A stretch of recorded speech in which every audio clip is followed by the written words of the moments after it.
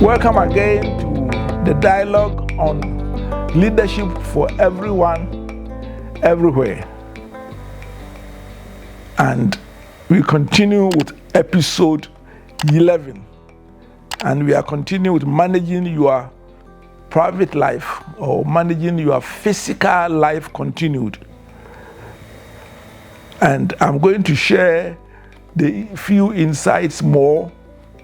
Last week we talked about importance of a positive, light attitude towards yourself, not taking yourself too seriously.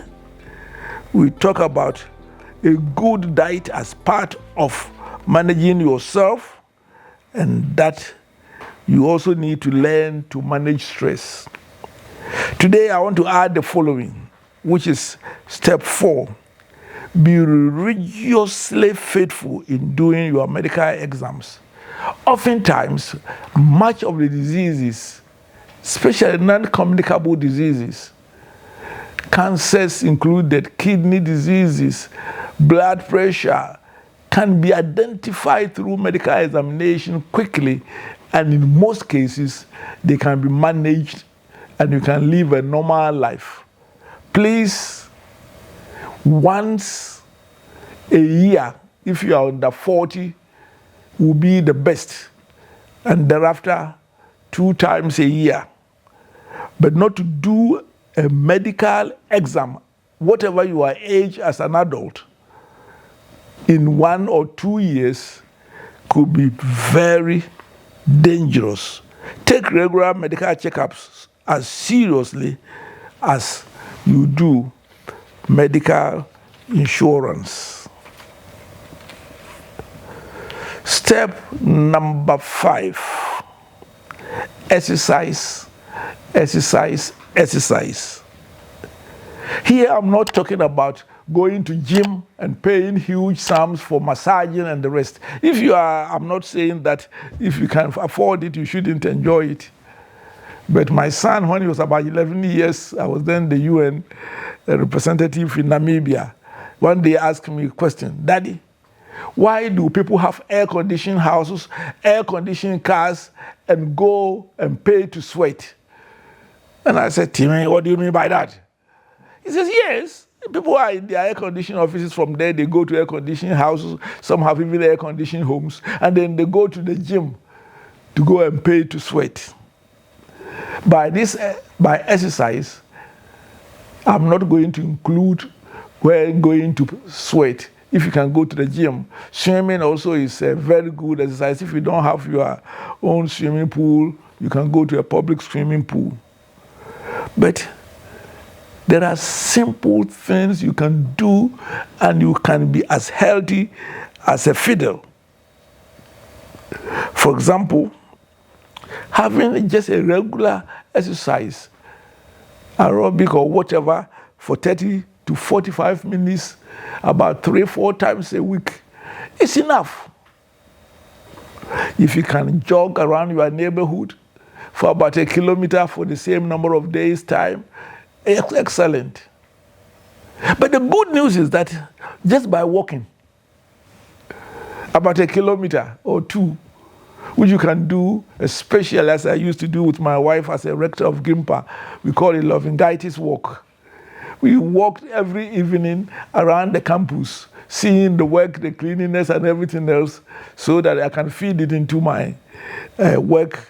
And yet, you enjoy it because you do it as a couple. And I will be meeting with young people, the children of my junior staff, and they used to call me DG, DG. It was a fun, and little ones will come, you lift them, all of them. A walk is good enough. If you are a desk-based worker, every 2 hours, just break and walk about a little bit in your office and stretch. If your lift is, you are going to a floor of not more than, say, 6 or so, don't use the lift. Just use the stairs. In other words, build exercise into your normal routine. Then it's not a matter of, I'm going Saturday morning, you have to go jogging. You eat 10 turkey tails in the weekend, you go for a jogging once a week, you think that it's going to save you. In fact, there are a lot of exercises you can do lying at your back on the bed, and especially trying to lift the torso and the legs. You can Google it. It will help flatten your tummy if you want it to be flatter. My older brother was told by a friend, "Hey, Gogu, your tummy is getting big." He says, "You know how long I've taken me to work on it?" Now was to grow it. And it was a big laugh. It's not difficult to keep yourself healthy by doing these simple things. Step 6, adequate rest. Since I had to use the title for Laughter is the Best Medicine, for me personally, the most excellent medicine is sleeping. Still at my age, getting to 80 soon, 3 years time, yet I enjoy my 7 hours sleep. And if I don't get it, I don't feel comfortable. Then I must try to sneak an hour in the afternoon, which oftentimes ends with about 4 hours continuous sleep in the afternoon. And that means that in the night, I can't sleep too well. So I have to be careful about that. But it is important for you to learn how to take rest. And I hear, according to the experts, a short nap in the afternoon, 15 to 30 minutes, is maybe 4 times its worth in the night. The good Lord also told us in the Maker's Manual, the Bible, to have a Sabbath rest. I'm not an SDA, and I don't think personally that if you read the whole Bible, we should be bound by Saturday worship. However, I think that having 1 day of rest is good for everyone, whether you call it Sabbath or the Lord's Day, that is up to you. But it is important that God instituted a day of rest. Periodically take a holiday, enjoy it with your family. Step 7, if you are executive, learn to borrow other brains, legs, and hands. What do I mean by borrowing other brains, legs, and hands? In other words, learn to delegate. Encourage people who are under you. Train them to be leaders. Train them to be good managers. Almost everything you do, you must get somebody, if you are at the higher level, to do, and you oversee and hold them accountable. Learn to work in the team and synergize with others. It is so important that you don't become the person without whom work does not go on. I personally think that you can manage your personal life, your physical life, so that you can enjoy it. And please, doctors are not there only for you when you are sick. Go and befriend a doctor and talk to your doctor at least once a year if you are middle-aged and above. Therefore, let me review quickly our 7 and bring this second episode on managing your physical life to a close. I said, number 1, learn to take your life lightly. Look at it. Don't try to allow people to put you on a pedestal. No. Learn to laugh at yourself, laugh with other people, for laughter is the best medicine. Second, I mentioned, closely related to that, is learn to manage stress by not taking too much on and making sure that stressful things are handled immediately, especially anger.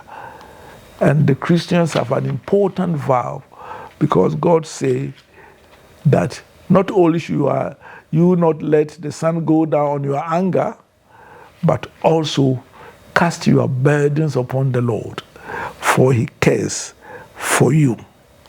Step 3, we look at making sure you have good diet.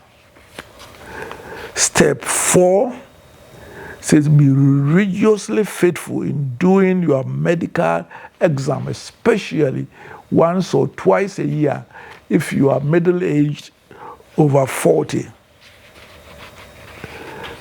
Then comes regular exercise.